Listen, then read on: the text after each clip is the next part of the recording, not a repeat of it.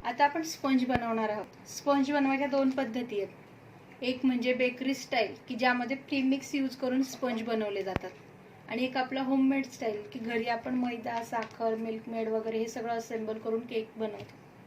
तर आता आपण आधी बघू प्रीमिक्स पासून स्पंज कसे बनवायचे ते। तर त्यासाठी मी आज हे पिल्सबेरी प्रीमिक्स यूज करते। यामध्ये भरपूर कंपन्या छान मिळतात, प्रिस्टीनचं पण छान असतं, पिल्सबेरीचं मिळतं, आणि अजून भरपूर कंपन्या आज मार्केटमध्ये अवेलेबल आहे, आणि प्रत्येक कंपनीच्या मागे त्याची रेसिपी पण दिलेली असते। याची पण दिलेली आहे की एवढ्या ग्रॅमसाठी किती पाणी घ्यायचं आणि किती ऑइल घ्यायचं ते। तर हे खूप काही फरक नसतो, थोडाफार फरक असतो, पण एक इन जनरल कसं करायचं ते मी तुम्हाला आता दाखवणार आहे। तर आपण सुरुवात करूया। आपण सर्वात आधी व्हॅनिला एक स्पंज बनवूया जो 1 kgचा बनेल। म्हणजे आपला जो स्पंज आहे तो, आणि विथ आयसिंग विथ क्रीम आपला जो रेडी केक तयार होईल ना, तो 1 किलोचा तयार होईल असं आपण स्पंज बनवणार। आपण 1 किलोचा व्हॅनिला स्पंज बनवतो आहोत। त्याच लाईनमध्ये लिहिलेलं आहे की व्हॅनिला स्पंज 1 किलोसाठी आपल्याला लागणार आहे 2 कप प्लस 1/3 कप। म्हणजे हा जो 1 नंबरचा कप आहे ना, हे मी 2 घेणार आहेत, आणि हा जो 1/3 कप आहे तो 1 पूर्ण घेईल मी। हां, तर हा एक कप घेतला, अजून एक हे 2 कप घेतलेत आपण, त्यानंतर हा 1/3 कप 1 पूर्ण घ्यायचा। हे एवढं प्रीमिक्स आपण हे घेतलंय। हे व्हॅनिला प्रीमिक्स आहे। चॉकलेटसाठी चॉकलेट प्रीमिक्स मिळतं, आणि व्हॅनिला प्रीमिक्स पासून आपण व्हॅनिलाचा स्पंज आणि पायनॅपलचा स्पंज बनवू शकतो। तर हे मी 2 कप आणि 1/3 कप असं एवढं प्रीमिक्स घेतलेलं आहे।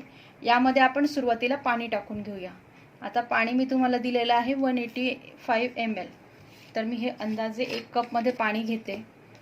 पाणी 1 कप आपण असू द्यावं आणि हळूहळू यूज करावं, कारण हे प्रत्येक वेळेला एकसारखं लागेल असं नाही आहे। हे आपल्या मैद्याच्या किंवा आपल्या प्रीमिक्सच्या क्वालिटीवर डिपेंड करतं की त्याला किती पाणी लागतं ते। थोडाफार 5-10 mlचा फरक पडू शकतो, बाकी काही नाही। आपल्याला फक्त आपलं जे बॅटर आहे ते स्मूथ हवं आहे। तर मी थोडं पाणी टाकून हे मिक्स करते। आपल्या प्रीमिक्सला लागेल तसं तसं पाणी आपण घ्यायचं आहे। साधारण हे 1 ते 1.25 कप पाणी आपल्याला लागून जातं, आणि 5-10 आधीच म्हटलं तुम्हाला कमी जास्त होऊ शकतं, ते आपल्या प्रीमिक्सच्या क्वालिटीवर डिपेंड करतं। काही मैद्याला जास्त पाणी लागतं, काही याला थोडं कमीही लागू शकतं। फक्त आपल्याला आपलं जे बॅटर आहे ते अगदी स्मूथ आणि मऊ बनवायचं आहे, त्या हिशोबाने आपण ते पाणी घ्यायचं आहे। आता बघा, हे आपलं असं घट्टसं बॅटर झालंय, याला आपल्याला हे पूर्ण पाणी लागून जाणार आहे।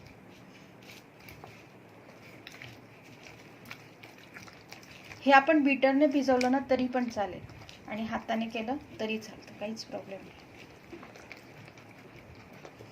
हे आपल्याला खूप कालवत बसायचं नाहीये, फक्त हे सगळं एकजीव झालं आणि आपलं बॅटर सॉफ्ट स्मूथ झालं की बस झालं। आता बघा, आपलं बॅटर हे छान तयार झालंय। आता याच्यामध्ये मी फक्त पाणी टाकलंय। आता यात आपल्याला टाकायचं आहे ऑइल, आणि थोडंसं इसेन्स पण यूज करणार आहोत आपण याच्यामध्ये। आता आपण पाणी टाकलंय, त्यानंतर ऑइल। 1 किलोसाठी ऑइल लिहिलेलं आहे मी 3 टेबलस्पून। ह्याचा टेबलस्पून जो सगळ्यात मोठा स्पून आहे ते मी 3 घेणार आहेत। 1, 2 आणि 3।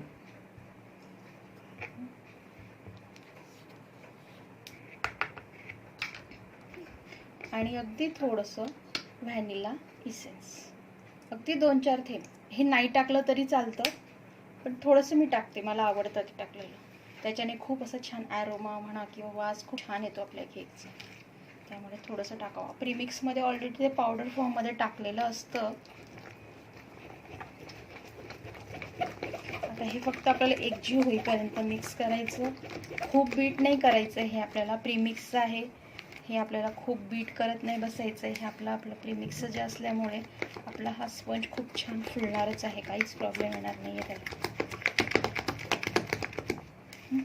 हे बघा, किती स्मूथ आणि छान असं बॅटर आपलं हे रेडी झालेलं आहे। आता हे बॅटर आपल्याला 1 किलोचा मी डॉल केक बनवणार आहे। व्हॅनिला स्पंज म्हणजे व्हॅनिला फ्लेवरचा जो केक आहे तो 1 किलोचा मी डॉल केक बनवणार आहे। म्हणून आपल्याकडे डॉल केकसाठी ना हे असे टीन मिळतात, मार्केटमध्ये असे टीन अवेलेबल्स आहेत। तुम्ही हे करा किंवा अशा आकाराचे तुम्ही 2 घेतलेत तरी चालेल, किंवा असा आपला जो डॉलचा फ्रॉकचा शेप आहे ना तो येईल असं कुठलाही तुम्ही भांडा यूज केलं तरी चालेल। त्यासाठी स्पेसिफिक हेच घेतलं पाहिजे असं नाही।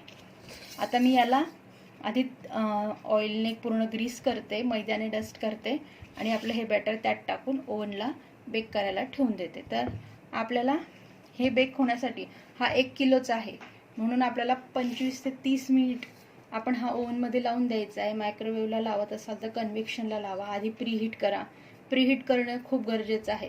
तुम्ही गॅसवर लावा किंवा ओव्हनला, मायक्रोवेव्ह, कन्व्हेक्शनला कुठेही लावा, प्रीहीट करणं गरजेचं आहे। 5 ते 10 मिनिटं प्रीहीट करा।